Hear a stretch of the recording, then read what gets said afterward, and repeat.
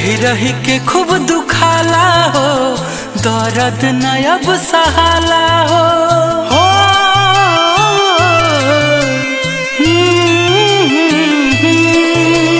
रही रही के खूब दुखाला हो, दर्द न अब सहाला हो। काहे खाती हो लाई प्यार, ऐ वैज्ञानिक मेरे यार, कर दो दिल के दवा का आविष्कार हो। ऐ वैज्ञानिक मेरे यार, कर दो दिल के दवा का आविष्कार।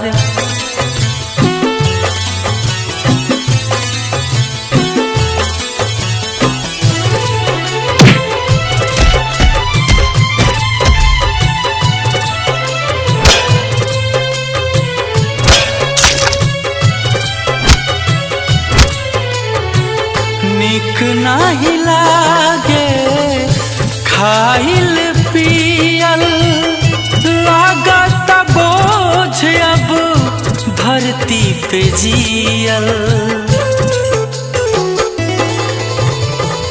निक नाही लागे खाइल पियल, लागत बोझ अब धरती पे जियल।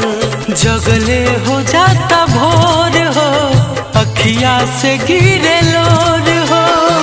सुनसान लागे संसार, ऐ वैज्ञानिक मेरे यार, कर दो दिल के दवा का आविष्कार। हाँ, है